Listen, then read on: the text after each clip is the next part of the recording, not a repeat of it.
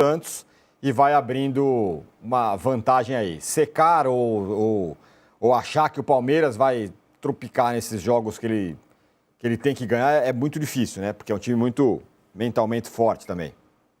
Eu não acho difícil, não. Acho que pode acontecer. Aliás, nós estamos de novo, né, fazendo aquilo que é tentar adivinhar o futuro.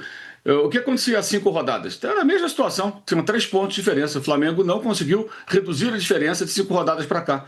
Nos 5 últimos jogos, os 3 venceram 3 jogos, os 2 empataram um e perderam o outro. Ou seja, não saiu do lugar. Ficou igualzinho o que tínhamos às 5 rodadas, temos agora. E ainda faltam 7 jogos para cada um. Ou seja, é um campeonato totalmente aberto.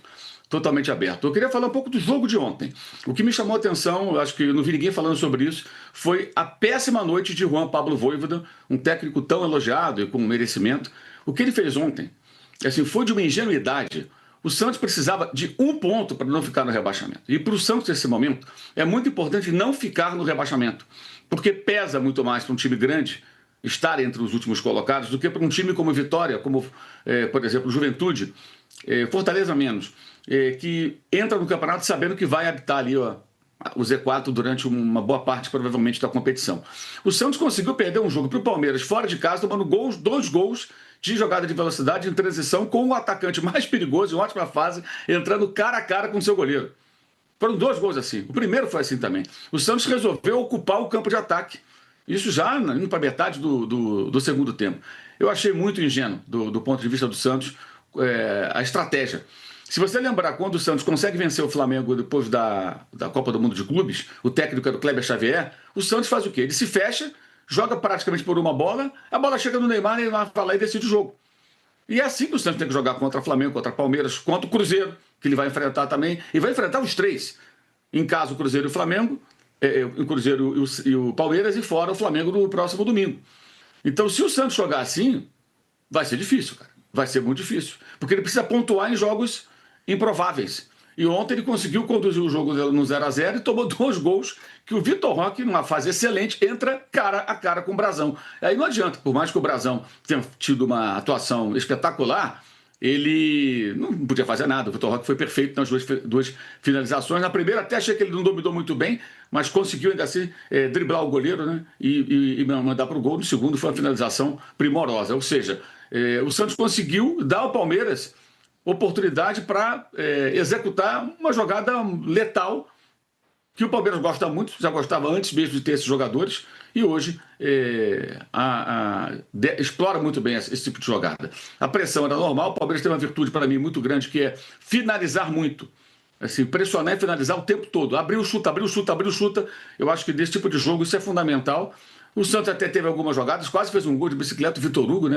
Seria um gol muito bonito. O Gustavo Gomes salvou sobre a linha, estava 0-0. Mas eu achei que o Vojvoda ontem foi muito, muito ingênuo. A palavra que eu encontro é essa. Ingenuidade achar que você vai jogar com o Palmeiras fora de casa, nessa situação, para ganhar o jogo. Era para jogar por 1 ponto. Se surgisse uma oportunidade, daquelas coisas do futebol, de tomar 30 e tantas finalizações e não tomar um gol e conseguir achar o seu golzinho, né? Beleza. Mas 1 ponto para o Santos era muito valioso. Os resultados do meio de semana foram muito normais, naturalíssimos, né? A vitória do Palmeiras e o empate entre o São Paulo e o Flamengo. Se o Flamengo não lidera, é por conta de outros jogos. É o jogo do Fortaleza, é o jogo do Grêmio no Maracanã, e entre outros, em que o Flamengo perdeu pontos que não poderia ter perdido sequer ganhar um Campeonato Brasileiro. Mas faltam 7 rodadas. Tem muita coisa. No ano passado, falava-se a mesma coisa do Palmeiras quando superou o Botafogo. E o Botafogo ganhou do Palmeiras na terça-feira, viajando na quarta para Buenos Aires para decidir a Libertadores. Ou seja, ainda está aberto o campeonato. Está aberto o campeonato. Eu acho que a obrigação do Felipe Luiz e do Flamengo é mobilizar o time e remar até o final. E se a gente tiver que preservar jogadores para o dia 29, que preserve especificamente os atletas que estiverem mais desgastados. Aliás, já vem fazendo isso. Mas o Flamengo tem time, tem elenco para vencer esses próximos jogos, especialmente os 2 próximos, independentemente de um ou outro jogador precisar ser resguardado. Sobre o Gonzalo Plata, isso é assunto para mais adiante. Que o Abel, ele trabalha com o Alan todo dia, né? A gente vê o Alan em momentos muito específicos, são jogos, e é o jogo que você tira as informações, a gente pelo menos. O treinador tem o dia a dia. E não estou dizendo que o Alan esteja com defeitos. É claro que como jovem tem, um jogador mais velho pode ter também, não é? Você fica mais velho, você perde os defeitos. Tanto que no futebol brasileiro, se o cara fica mais velho, a gente chama de experiente. Ele pode continuar sem saber jogar bola, mas ele vira experiente. Não é o caso... Eu acho que esse menino, ele tem o Abel no banco, é claro que... Gente, é uma loucura imaginar que o futebol é só isso. Mas ele tem no banco uma possibilidade radical de modificar partidas. E então ele começa com outro formato, que ele entende ser bom também. Começar com uma mudança já radical, ele fez isso num dia que precisava tudo ser radical, que era quinta-feira passada. Sim. Ganhar 4-0 da LDU e ganhou. E o menino foi muito bem. Então, acho que essa trajetória do Alan, se ele continuar do jeito que ele vem jogando, ele vai ser um dia titular do Palmeiras, como foi o Estevão, como o Hendrick. Esses jogadores todos passaram pelo Abel e foram vendidos e foram titulares e né, isso tudo bem. Agora, por algum motivo, ele começa no banco. Assim, uma delas não sei se na cabeça do Abel isso faz diferença, mas se você não tem no banco, se começar com o Alan, alguém que mude o time radicalmente. Embora a mudança contra a LDU veio com o Veiga, veio com o Felipe Anderson, porque dão a essa flecha maravilhosa o passe que não havia no jogo. Então, assim, quando vem... Não é característica de mudar jogo, mas são caras que eles encaixam muito bem com o Alan. Tem isso também. Né? Uma coisa é Sousa e Maurício. A outra, quando você tem Felipe Anderson, Veiga, e o Andrés Pereira, o Alan, você tem posse, passe e uma velocidade com drible desconcertante, ruptura e um centroavante, que é o Flaco faz isso também. Mas o Vitor Roque é uma potência, que é atacar a defesa contrária, superando marcação nos espaços entre zagueiros, ou lateral e zagueiro. É impressionante o Vitor Roque. E o Palmeiras entende isso. E isso é uma preocupação para o adversário, para o Flamengo na final da Libertadores da América. Porque agora a gente vai medir a evolução e os passos de um e outro. No brasileiro e projetar esse encontro fora. No brasileiro, projetar esse encontro no dia 29.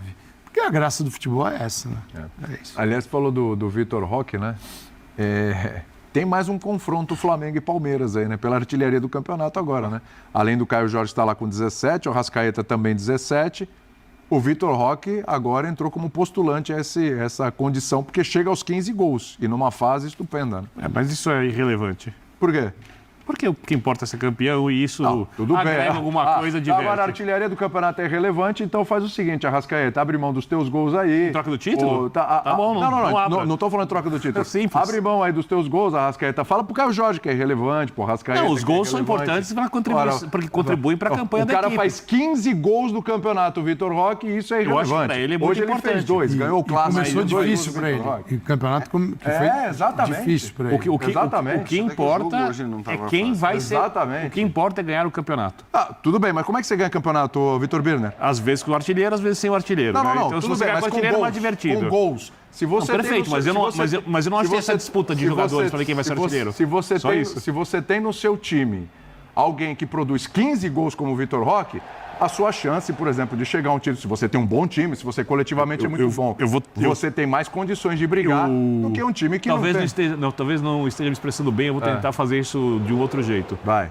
A disputa pela artilharia, a disputa é irrelevante. Para você, pro Vitor Roque é importante. Não, para ele é importante. É isso que eu tô falando. Mas é isso que eu tô falando. Mas pro torcedor, pro clube, para todo mundo e para ele mais importante ser campeão. Você acha que o torcedor do Palmeiras também não vai ficar feliz? Ele carrega, se o Vitor Roque não for artilheiro do campeonato. Vai ficar mais feliz se for campeão com ele artilheiro. Mas eu não tô colocando essa questão do título, Vitor Birner. Porque eu acho que não é essa disputa. O jogador não entra pensando nisso. Você acha que o torcedor do Palmeiras... Claro que é óbvio que o título é mais importante, é óbvio que ganhar a Libertadores, o brasileiro, é muito mais importante do que ter o artilheiro do campeonato. Mas vamos lá, você acha que o torcedor do Palmeiras também não vai ficar feliz e falar assim, ainda teve essa, ainda tivemos o artilheiro do campeonato. Claro que vai. Com o título, claro. Mas eu acho que na cabeça do Vitor Roque isso existe. Não é? Para o jogador, sim. Claro. É lógico. Existe, embora eu acho, assim, a gente tem visto... Isso não quer dizer que não tenha solidariedade no time. Pois é. Ele não joga em busca disso. O que ele tem de bola do Flaco e ele também é solidário, porque você ia perceber naturalmente e falar, esse cara agora começou só a pensar nele. E o Palmeiras não está E eu lembro, isso. Calçade, que a gente falava antes do jogo contra a LDU, quando o Palmeiras precisava vencer por 4, a gente falou, sei lá, os últimos 7 jogos e 6 o Palmeiras venceu pelo placar que precisava, ou por 4, ou por 5, ou por 3, que era para levar para os pênaltis, a gente falava isso.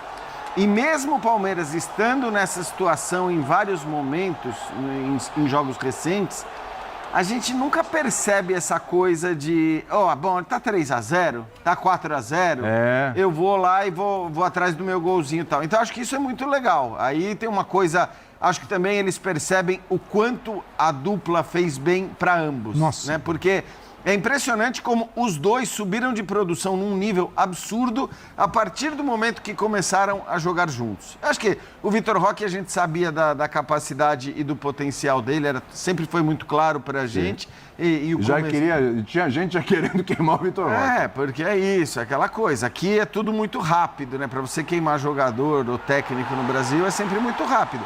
Mas nesse caso é até preciso ser justo com a torcida do Palmeiras, que às vezes acho que exagera na corneta e A torcida do Palmeiras, em momento algum, naquele começo em que ele não fazia gols, em momento algum ela começou a criticar, a ter burburinho. Já com o Flaco Lopes. A pedir a troca e tudo mais. O Flaco, ele tem já a primeira chegada dele, ele perde um gol contra o Atlético Paranaense fora de casa, que ajuda a eliminar o Palmeiras da Libertadores depois, né, no jogo de volta. Então, assim, não é que a torcida odiasse ou pegasse no pé como já pegou de outros jogadores, mas o burburinho tinha. Claro. E acho que, assim, para mim, o que mais impressiona é a diferença do futebol mostrado pelo Flaco Lopes, do seu começo de trajetória no Palmeiras, pelo que a gente está vendo agora. Porque é aquela piadinha... Joga em outra posição aquele também. meme foi o contato com o Messi que fez o cara voltar desse jeito. A cada jogo parece mais verdadeiro, porque é inacreditável. Hoje ele faz no primeiro tempo uma jogada que... A bola do gol pro Vitor é uma bolaça. Eu acho que como o time tem jogado muito bem, os jogadores só pensam no que eles precisam fazer para o time ganhar o jogo. As coisas fluem naturalmente. Isso eu concordo com você. E aí o cara sabe que talvez seja artilheiro. Ok, tudo bem, mas é importante. Mas eu não acho que tem uma rivalidade direta com a Arrascaeta, assim. Não, acho que ele quer ser artilheiro. Então, legal. Mas agora você chegou a isso. Não tem uma... Foi a pergunta que Não, vocês estão também. Ele vai enlouquecer a gente com esse negócio. Ele não quer, mas é. Mas não é. Mas é o seguinte. Eu acho que realmente entre os dois pode não ter uma rivalidade. Pode não ter mesmo. Não tá nem pensando na Arrascaeta. Mas... é legal, o cara pensava, eu posso ser artilheiro do campeonato, legal. Eu não acho que isso vai prejudicar a coletividade, entendeu? Eu acho que não é o cara que está deixando de servir, deixando de jogar coletivamente ou dormir acordando pensando nisso. Só que, obviamente, o Vitor sabe como ele chegou, o que ele teve que ouvir, e tem um carimbo ali de ser campeão artilheiro, que é interessante. E ele também, a todo momento, é a contratação mais cara da história. Então, você começa a se pagar... Não que ele está pensando nisso, Pedro, mas assim, pode ter uma resposta. Mas também é gostoso. Uma motivação a mais. Eu estou jogando para ser campeão, estou tentando ser artilheiro. Hoje eu fiz um gol, fiz 2, poderia ser outro. Que bom que foram 2. Não foi um. Eu acho que não tem uma questão ali muito a briga sobre a Arrascaeta. A briga é Flamengo e Palmeiras. Só que o cara... para esse tipo de coisa. A dupla de um lado é Arrascaeta e Pedro, a dupla do outro lado é Flaco e Roque. E acho que acaba conferindo ali um selo, acaba conferindo, sabe, algo interessante, que ele não vai viver por isso, não vai jogar por isso. Mas o Vitor Roque, a maneira como ele chega, a maneira como ele não se firma, volta, era um cara para se lembrar de seleção, demora, bate, volta, demora a se firmar, agora está lembrado de seleção. Na semana que ele é convocado para a seleção, ele faz 2 gols, decide um clássico que demorou ali a ser destravado. É interessante ele ficar com essa coisa do estou ali também na briga. A briga da tabela é polarizada para Flamengo e Palmeiras, a briga da artilharia é polarizada para Flamengo e Palmeiras. Ele representa essa coisa do lado do Palmeiras. É interessante e não vai entrar em campo pensando em fazer 3 gols independente. Um centroavante que não tem a pretensão de ser artilheiro daquele campeonato que ele está participando. Seria melhor nem contratar. O cara chega e fala, não, artilharia não. Esse negócio não é comigo. Então, você já desconfia dele. Eu acho que tem um ponto aí que é fundamental. É a administração do Abel, nesse caso. É claro. O Abel sabe que peraí, tá bom. Ele, em determinado momento, nós vimos, a gente comentou no Linha. Eu estava procurando o jogo aqui, eu não lembro. Acho que era um jogo contra o Corinthians, quando ele vem com os dois e tira o Vitor Roque. É o jogo no intervalo. contra o Corinthians. E o Vitor Roque estava bem. E a gente falou, pô, não devia tirar. Que foi motivo de muitas críticas ao Abel. Exatamente. A partir deste jogo, desta saída do Roque, ele passou a considerar mesmo, e aí mudou tudo. Porque foi o jogo do Ceará, que os dois entram juntos no finalzinho, e a partir dali muda tudo. Muda tudo, e ele falou, peraí, por que não? Porque é o seguinte, cara, por mais que você pense num formato para o seu time, às vezes é o time que vai te mostrar qual é o melhor formato. É dentro de campo. Isso você ouve de muitos treinadores. Você vai contratar um jogador, você conhece, analisa, você vai buscar números, você vê 20 partidas, faz scout. No dia a dia, do seu lado no treino, você vai conhecer o cara. Aliás, sobre isso que o Calçade está falando, é importante que certamente foi o dia a dia no treino e não o que a gente via nos jogos. Exatamente. Que fez com que o Abel tomasse a decisão de fazer com que... E eles são uma dupla de ataque, não se discute. Mas se você disser quem é o centroavante desse time, não tem dúvida nenhuma que é o Vitor Roque. E foi certamente o que o Abel viu nos treinos que fez com que ele dissesse, não, o Flaco Lopes, que muita gente está dizendo que é caneludo, que vai bater bola na canela, ele tem a condição de fazer esse trabalho muitas vezes de meia. Ele tem condição de voltar, de iniciar as jogadas. E é isso que está dando muito certo também, né? Quer dizer, eu acho que na escolha da função dos dois, porque uma coisa é você dizer, beleza, Flaco Lopes e Vitor Roque podem jogar juntos. E isso sempre me pareceu, e eu falava lá atrás, mas o que eu pensava? O Vitor Roque pode jogar aberto pelo lado, porque o Palmeiras jogava numa época num 4-2-3-1. O Vitor Roque pode ser um dos caras que vai jogar aberto, vai cair um pouco mais pro lado, e o Flaco vai ser o centroavante, porque é bola de cabeça, bola aérea e tudo mais. Quando o Abel coloca os dois juntos, ele não coloca desse jeito. Ele nem sequer os coloca como uma dupla ali, jogando na mesma... Não, ele põe o Flaco mais atrás, como um meia, como um cara que chega na área e que serve mais ao Vitor Roque do que o contrário. E, cara, é o que a gente está vendo dar muito certo. Então, acho que isso parte do que o Calçade falou, da observação dos treinos também. Claro. Então, senta o dedo no like, se inscreva no canal e vamos sempre pilhar geral.